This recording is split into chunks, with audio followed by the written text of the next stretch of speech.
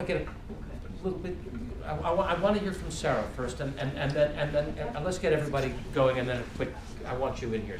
But Sarah, we'll go. I'll be very quick. I did adhere to the 3-slide rule.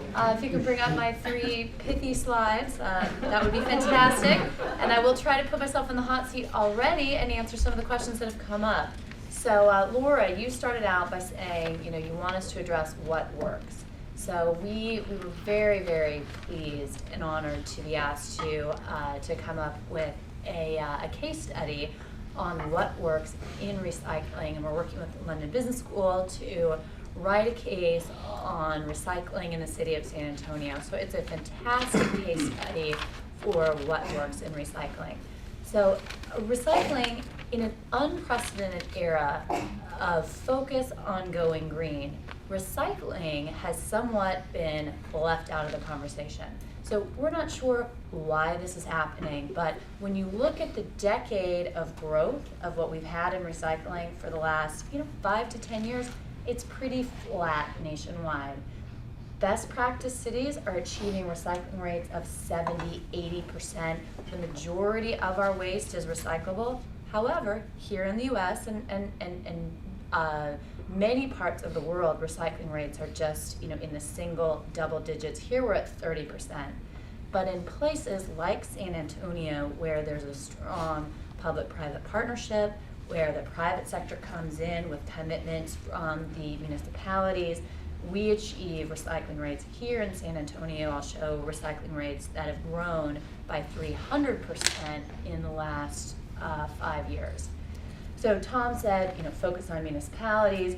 We're going to focus on what worked in San Antonio. Recycling, is not. We don't have fantastic success stories everywhere we go, but we'll talk here about what has worked. So why recycling? We the premise of this, this discussion tonight was to focus on what works in green urban infrastructure, and recycling does improve livelihoods and livability. We do create jobs, and we're one of the best, most cost-effective ways to curb greenhouse gas emissions. Another thing about recycling is that it's proven. So we've been around, recycling has been around for decades. This is, technology. Our technology continues to improve. We have things like optical sorters that beam down on the, on the recycling line and shoot out your plastic and aluminum and paper. And so the technology's improved, but it's proven. We're not talking about, a hybrid electric plug-in, upside down cars that might come in the future. We do this. They're proven methodologies. There are reasons why it works really well in certain cities across the world. Additionally, it's a fast from beginning to end, complete closed loop circle. So before our first session this morning at the UN, Tom said, I have this vision of you put your aluminum can in the bin, and it goes, down the street to the smelting plant, and it goes right back into a can. We actually live in that reality in some of our best performing cities today. You put your aluminum can, never throw your aluminum can in the garbage. That is if you recycle one thing in your house, recycle your aluminum can. You put that, it's very valuable. You put it in your trash can, or you put it in your recycling bin. Mm-hmm. It goes to the curb, and it goes right back to Alcoa. They basically take it and refill it with beer. They pretty much do. That's all they do. They wash it out, put more beer in, and put a new lid on it. Yeah, it's an amazing, cost-effective process, incredibly energy efficient. In 60 days, that can, that recycled can turns into a new product. So it's a fantastically efficient cycle when it works. Also, recycling is sustainable from an environmental perspective and an economic perspective. So we're talking a lot. Skansa did a great job, Luke did a great job, Jason did a great job about talking about the importance of economically sustainable projects. So very important to look at. Recycling, again, in the McKinsey Pathway to a Low Carbon Economy, when they looked at everything available to decrease greenhouse gas emissions, recycling was one of the bigger bucketed items, and it was in the low-hanging fruit. So insulate your house, change your, energy efficient light bulbs and recycling. Those are the low hanging fruits. That's where we should be, spending some of the upfront money to buy the light bulb, to buy your recycling bins, but it comes back to you over time. And I would love to see a return like Elizabeth saw, 2 years. But in San Antonio, if you flip the slide, San Antonio is the shining star of Texas recycling. So Texas, not known for its green initiatives. It's not known for recycling. Well, the city of San Antonio said, you know what? We're going to change that. We are committed to green. And in 5 years, they have gone from a recycling rate of virtually nothing.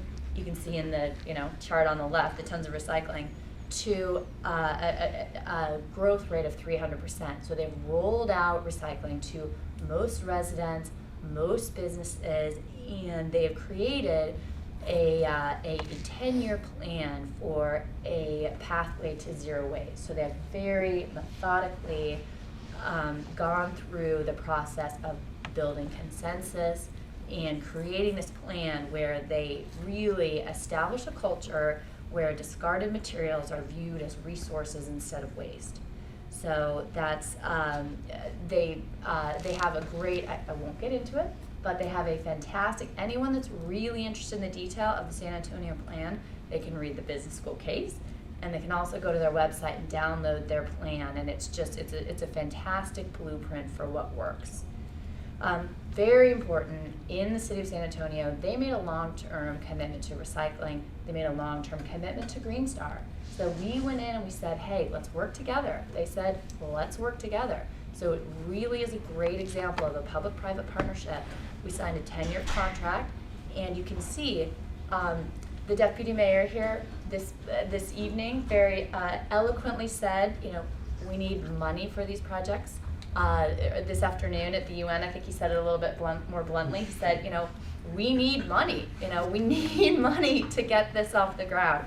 Well, we've been paying the city of San Antonio between $1 and $3 million every year for the last 5 years. So you can see in those in this graph, not all municipalities are working this well, but because San Antonio understood the economics of the contract that they were getting into, because they committed to us for a long, a reasonably long period of time of 10 years, we did the city is charged a fee for recycling, but then we rebate to them a percentage of the commodity value on the back end.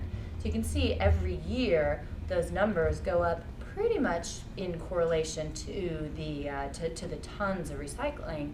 However, in 2009, dramatic drop there, but still a profit, which is amazing for the city in the worst global economy that I've ever seen. Commodity markets crashed, and so their prices did come down and their revenues came down, but still, because of the way that this program was structured, because of the long-term commitment, they still made money, even when others were not. So very quickly, factors driving growth, they made sustainability a priority.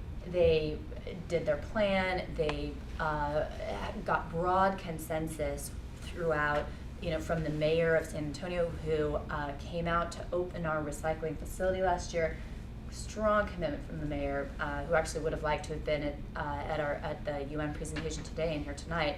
Strong commitment at the top, but full consensus building throughout. So all sorts of focus groups through the city talking about recycling, and amazingly they said, hey, what do you want? And their community told them.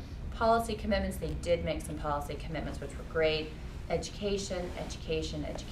Why is recycling important? Customer convenient.